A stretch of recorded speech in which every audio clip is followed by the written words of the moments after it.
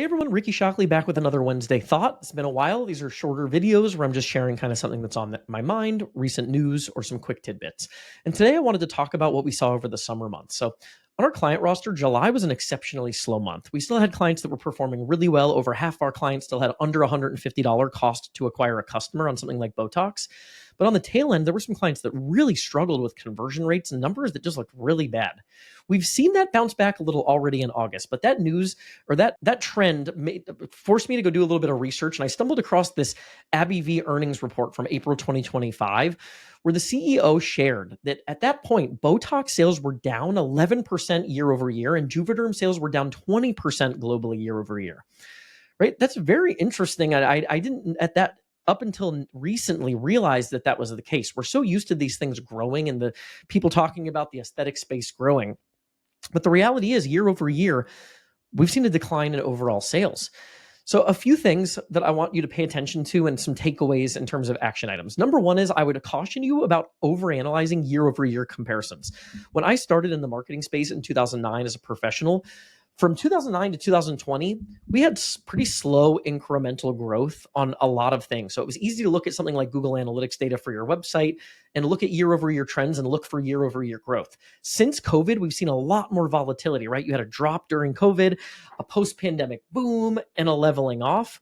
One of the other things I saw here was that these sales on Botox were the slowest they've been since the post-pandemic boom. So number one is I would caution you about doing not only month-to-month analysis, right? Why is August so much worse than, or why is July so much worse than June? We were doing so much better in the spring. There is seasonality and there are a lot of market conditions that impact that. So I'd caution you about those month over month and even at this point, year over year comparisons. Just look at the strategies that you're implementing to attract new clients. Use common sense and discernment to make sure that you're positioning yourself as attractively as possible. But I would caution against thinking something's majorly wrong if you're looking at month over month or year over year comparisons. So number two is that means there's a smaller pie, right? There's less people spending money on Botox or spending less money on Botox, and there's more competition. So that means you're going to have to fight harder for your same piece of the pie and potentially even a smaller piece of the pie as long as those market conditions are present. Now, we've already seen, looks like August may be rebounding a little bit from what we saw over the summer.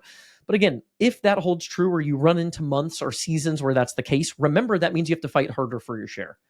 Takeaway number three is there's less margin for error when that's the case. In boom cycles like we saw with semaglutide, you can get away with sloppy marketing, sloppy operations, because the reality is the market is growing so dramatically that you're able to capture a growing piece of the pie without having to do much work. In tighter conditions, you have to be dialed in, right? Your messaging, your positioning, your promotion and pricing strategy, offer attractiveness.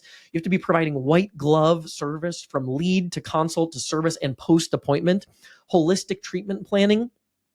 All of those things have to be really dialed in. So we've talked about a lot of that stuff on the podcast, but this doesn't mean you can't succeed. It just means you're going to have to be dialed in to make sure that you still capture your piece of the pie, especially when you have rising competition, right? Market down 11% and for all of us increased competition means we need to fight harder for this. You also have to look at your positioning. If you're holding to really high price points, if it's working for you, great. But if you're holding to high price points and you feel like you're struggling to retain or attract clients, you might want to look at how you can increase volume with slimmer margins per client while still boosting overall revenues and profitability.